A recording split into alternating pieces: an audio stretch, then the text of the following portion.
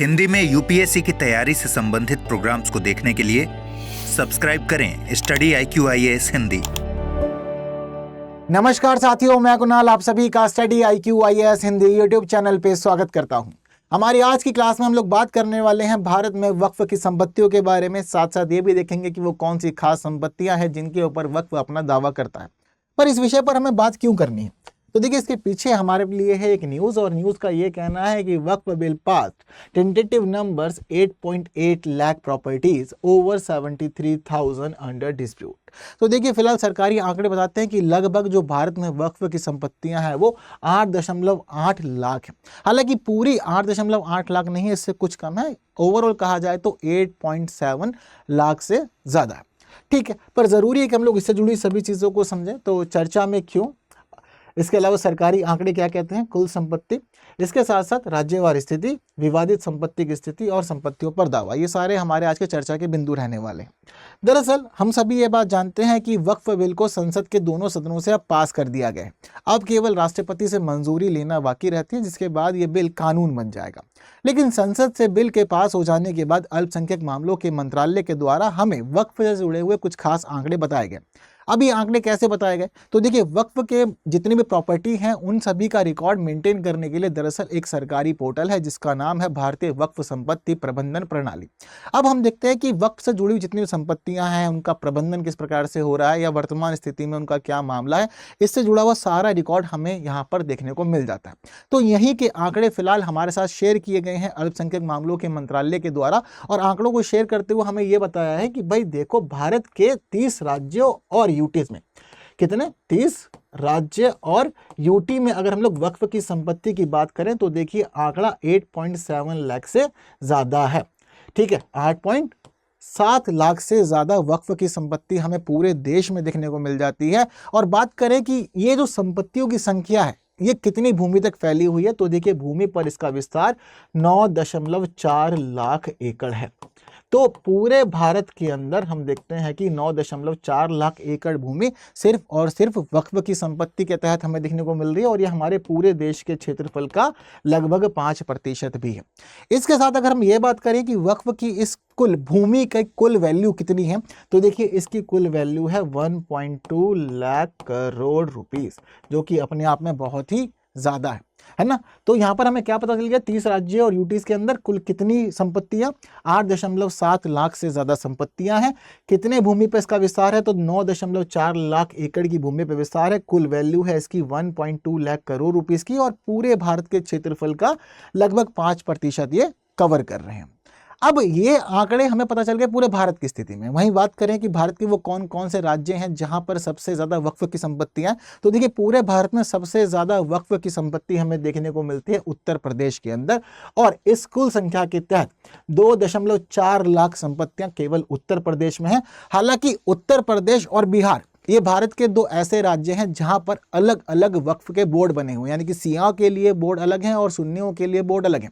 तो इस प्रकार से संपत्ति डिवाइडेड है। तो केवल ये स्थिति हम लोग बिहार में देखते हैं और उत्तर प्रदेश में देखते हैं कि सिया सुन्नी के आधार पर वक्फ बोर्ड का डिवीजन किया गया। बाकी सभी भारत के राज्यों के और यूटीज के अंदर एकीकृत बोर्ड ही बनाया गया।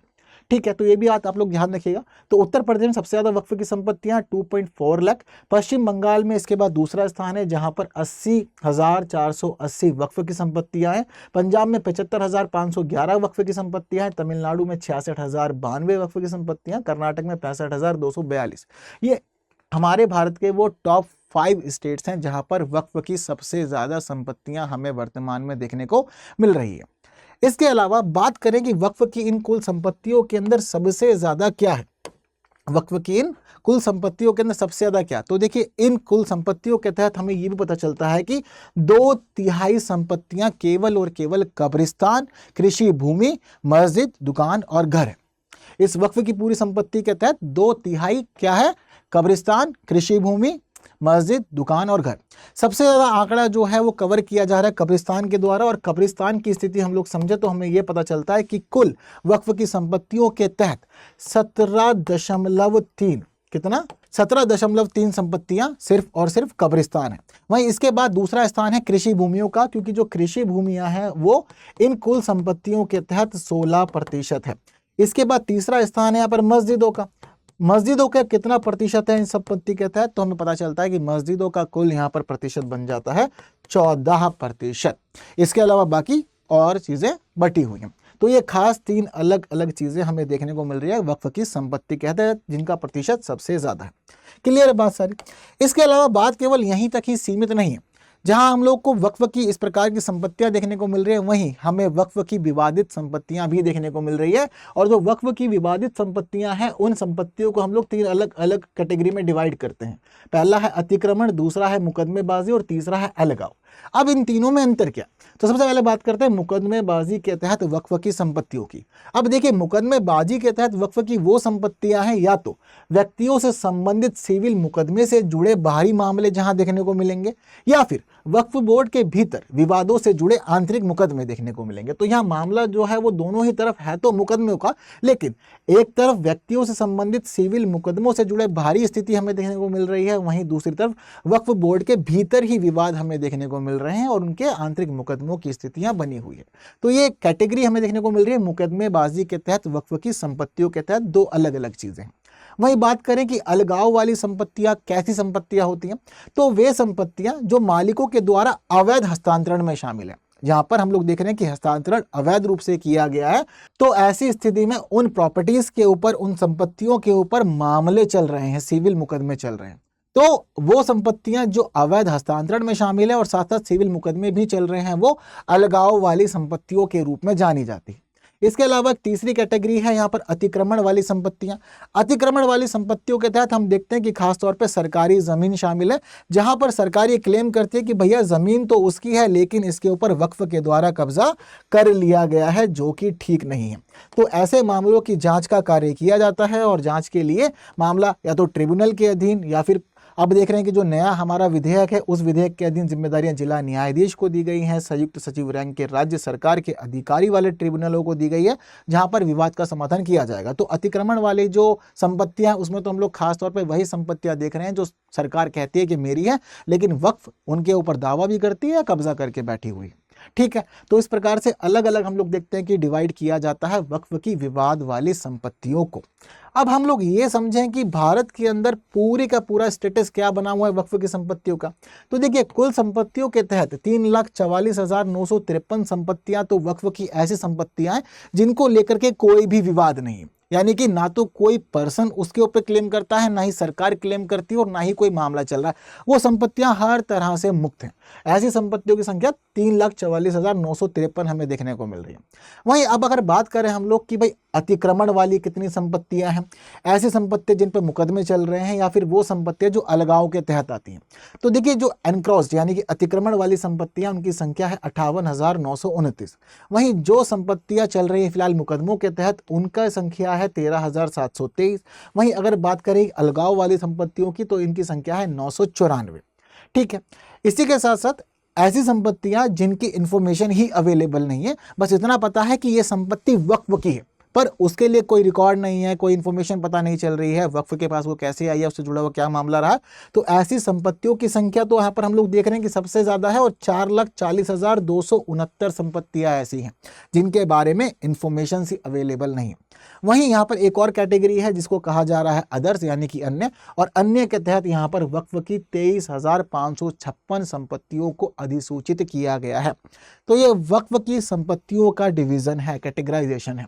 सबसे ऊपर वो जिनके ऊपर कोई मुकदमा नहीं है, कोई क्लेम नहीं है, कंप्लीटली फ्री हैं। उसके बाद अतिक्रमण वाली, इसके साथ साथ हम देख रहे हैं कि जिनके ऊपर मामला चल रहा है, मुकदमा चल रहा है। इसके अलावा जो अलगाव के तहत है, जिनकी इंफॉर्मेशन अवेलेबल नहीं है, और जो अदर्स में। क्लियर है बात सारी। तो किस किस प्रकार से वक्फ को कैसी क्या संपत्ति प्राप्त हुई है, या कौन कौन सी संपत्ति वक्फ की कंसीडर की जाती है, पर उसका क्या क्या मामला है, तो ये सब कुछ हमें यहाँ पर देखने को मिल रहा है।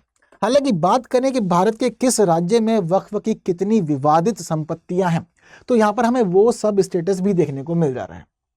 सबसे ज्यादा वक्फ की विवादित संपत्तियां हमें देखने को मिल रही है फिलहाल पंजाब वाले क्षेत्र में। पंजाब में सबसे ज्यादा वक्फ की विवादित संपत्तियां हैं और उसकी संख्या है 45,156। हालांकि अगर हम बात करें कि वक्फ की कुल कितनी संपत्तियां पंजाब में है, तो पता चल रहा है कि भारत में तीसरा ऐसा राज्य है जहां पर सबसे ज्यादा वक्फ की संपत्तियां पाई जाती हैं, 75,511। लेकिन इस 75,511 के तहत हमें यह भी पता चल रहा है कि भाई 45,156 संपत्तियां तो केवल और केवल विवादों में ही घिरी हुई है। वहीं हम लोग देखते हैं कि दूसरी स्थिति तो हमें पता चलता है कि यहाँ पर पश्चिम बंगाल का नाम शामिल है, क्योंकि पश्चिम बंगाल के अंदर 3,742 संपत्तियां हैं तो वक्फ की पर विवादित है। इसके बाद उत्तर प्रदेश देखने को मिल रहा है, यहाँ पर 3,044 संपत्तियां वक्फ की विवादों में फंसी हुई हैं, और ऐसी ही स्थिति हमें भारत के अलग अलग राज्यों में भी देखने को मिल रही है। हालांकि ये तो संपत्तियां वो हैं जो वक्फ की विवादों में है, लेकिन इसके अलावा भारत में ऐसी भी संपत्तियां हैं जो है अपने आप में बहुत ज्यादा खास, और उन संपत्तियों के ऊपर वक्फ ये दावा करता है कि ये मेरी संपत्ति है और मेरी ही संपत्ति पे कब्जा कर लिया। मतलब अभी तक हम लोग ये पढ़ रहे हैं कि वक्फ के पास ऐसी संपत्तियां हैं जो अतिक्रमण के तहत है, सरकार कहती है कि मेरा कब्जा किया हुआ है, या लोग कहते हैं कि मेरी संपत्ति जबरदस्ती कब्जा ली गई है। पर भारत में ऐसी भी संपत्तियां हैं जिनके मामले में वक्फ कहता है कि ये है वक्फ की, लेकिन इनके ऊपर कब्जा किया गया है और ये कब्जा सरकार के द्वारा किया गया है। जैसे कि हम देखते हैं कि हुमायूं का मकबरा यहाँ पर सबसे ऊपर है। हुमायूं के मकबरे को लेकर वर्ष 2010 में ये क्लेम किया गया था वक्फ बोर्ड के द्वारा कि ये दरअसल वक्फ की संपत्ति है, लेकिन ASI ने यानी कि आर्कोलॉजिकल सर्वे ऑफ इंडिया के द्वारा इसके ऊपर जबरदस्ती अनधिकृत रूप से कब्जा किया गया है। इसके अलावा कुतुब मीनार परिसर के अंदर एक मुगल मस्जिद है, और यहां पर वक्फ कहता है कि ये मुगल मस्जिद भी वक्फ की ही संपत्ति है। लुटियंस दिल्ली के अंदर 123 संपत्तियां हैं जिनके लिए वक्फ कहता है कि ये मेरी संपत्ति है। हालांकि लुटियंस दिल्ली की जो 123 संपत्तियां हैं, इन 123 संपत्तियों को 2014 में मनमोहन सिंह सरकार के द्वारा वक्फ बोर्ड को सौंप भी दिया गया था। वक्फ बोर्ड ने कहा था कि ये मेरी संपत्तियां हैं, और हमारी मनमोहन सिंह सरकार ने उस समय माना भी था और ये संपत्तियां सौंप भी दी थी वक्फ बोर्ड को। लेकिन इन संपत्तियों के लिए वर्ष 2018 में नरेंद्र मोदी सरकार के तहत एक पैनल बनाया गया और इस पूरे के पूरे मामले की जांच शुरू करवाई गई कि भाई इतनी सारी संपत्तियां दिल्ली में कैसे क्लेम कर दी जा रही हैं वक्फ बोर्ड के द्वारा। मामला गंभीर है अपने आप में। वहीं हम देखते हैं कि प्रयागराज में जहां महाकुंभ आयोजित किया गया है इसी वर्ष, उस भूमि के लिए भी कहा जाता है कि महाकुंभ का आयोजन वक्फ की भूमि पर किया गया था। यह मामला भी काफी ज्यादा विवादों में आया था। इसके अलावा उत्तर प्रदेश में सरकारी संपत्तियों के लिए वक्फ बोर्ड कहता है कि ये सरकारी संपत्तियां मेरी जमीन पर बनी हुई है, तो कई सारी अलग अलग सरकारी संपत्तियों पर वक्फ बोर्ड क्लेम करता है। तमिलनाडु के थिरुचेंथुरई गांव के लिए भी वक्फ बोर्ड क्लेम करता है, और इस गांव के लोग बहुत ज़्यादा परेशान हैं। दरअसल इस गांव को लेकर के वक्फ बोर्ड ने अपना प्रॉपर नियंत्रण स्थापित किया हुआ है। वक्फ बोर्ड कहता है मेरी ज़मीन है पूरी की पूरी, और जिन लोगों की ये ज़मीन है, मतलब बहुत सारे लोग ऐसे हैं जो कहते हैं कि गाँव में उनकी ज़मीन है, और वो लोग अगर ज़मीन को बेचना चाहते हैं तो पहले उन्हें वक्फ से अनुमति लेनी पड़ती है, तब जाकर के वो कुछ कर पाते हैं। तो इस प्रकार से यहाँ पर भी वक्फ का पूरा दावा है। वहीं सूरत में नगर निगम की इमारत के लिए भी वक्फ दावा करता है। वक्फ कहता है कि पहले एक समय हुआ करता था जब ये इमारत मुस्लिमों के लिए सराय के रूप में कार्य करती थी, लेकिन अब फिलहाल सरकार के द्वारा कब्जा ली गई है, तो वक्फ लगातार इसके ऊपर भी क्लेम करता है। केरल के एर्नाकुलम जिले में मुनम्बम में लगभग 400 एकड़ जमीन के ऊपर भी इसका क्लेम है। ये विवाद भी बीते दिनों काफी चर्चाओं में रहा था, क्योंकि ये पूरा का पूरा मामला जो है मुनम्बम वाला, यहाँ पर ईसाई लोग रहते हैं और लंबे समय से स्थिति जो है वहाँ पर ईसाई लोगों की बनी हुई है, पर उनकी जमीन पर लगातार वक्फ कह रहा है कि ये मेरा है। वहीं हम देखते हैं कि बेंगलुरु में ईदगाह की जमीन के लिए वक्फ कहता है कि ये मेरी जमीन है। देवभूमि द्वारका में 2 द्वीपों के ऊपर पूरा पूरा दावा करता है वक्फ, और कहता है कि ये 2 द्वीप ही मेरे हैं। तो समझ में आ रही है स्थिति किस प्रकार से भारत के अंदर हम देख रहे हैं कि अलग अलग जगह को लेकर के वक्फ लगातार दावा पेश कर रहा है कि भाई ये ज़मीन मेरी है और मुझे मिलनी चाहिए, और ऐसे विवाद लंबे समय से बने हुए देखने में आ रहा है। कि देखिए अब महाकुंभ की भूमि को लेकर के क्लेम किया जा रहा है, मतलब कितना गंभीर मामला है अपने आप में। और दिल्ली के अंदर जिस प्रकार से ट्रांसफर किया गया था, ये भी एक अपने आप में आश्चर्यजनक स्थिति उस समय बनी ही थी। क्लियर है बात सारी की सारी। तो वर्तमान में पूरे देश में क्या है वक्फ की संपत्तियों की स्थिति, ये मैंने आप लोगों के साथ क्लियर कर दिया। हालांकि फिलहाल इन सभी बातों को जानने के बाद हम लोग इस प्रश्न का उत्तर देख सकते हैं कि वक्फ के पास सेना और रेलवे से अधिक संपत्ति है। वहीं केवल बिहार और उत्तर प्रदेश में सिया और सुन्नी के लिए अलग अलग बोर्ड है। तो उपयुक्त कथनों में से कौन सा से सही है या है आपको बताना है। तो इस प्रश्न का उत्तर आप लोगों को कॉमेंट में करना है। तो जल्दी से मुझे बताइएगा आपके विचार क्या है इस पूरे मामले पे, ये भी आप लोग मुझे कमेंट में ज़रूर बताइएगा। इसके अलावा स्टडी IQ IAS हिंदी हमारा मेन प्लेटफॉर्म है जहां हम लोग मिलते हैं। बाकी हम मिल सकते हैं टेलीग्राम पे, इंस्टा पे, फेसबुक पे और एक्स पे, और इस QR को स्कैन करके पहुंच सकते हैं सीधा मेरे टेलीग्राम चैनल पे। तो बस आज की क्लास में इतना ही। सेशन इन्फॉर्मेटिव लगा है तो बाकी साथियों तक शेयर जरूर करना है। जिन्होंने लाइक नहीं किया तो लाइक जरूर करके जाना है। बाकी ऐसे इन्फॉर्मेटिव वीडियोस देखने के लिए बने रहना है study IQ IAS Hindi YouTube channel पे। बाकी की बातें होंगी आने वाली और क्लासेस में कुछ नए विषयों के साथ। तब तक के लिए दीजिए मुझे विदा। Thank you so much. जय हिंद। हिंदी में यूपीएससी की तैयारी से संबंधित प्रोग्राम्स को देखने के लिए सब्सक्राइब करें स्टडी IQ IAS हिंदी।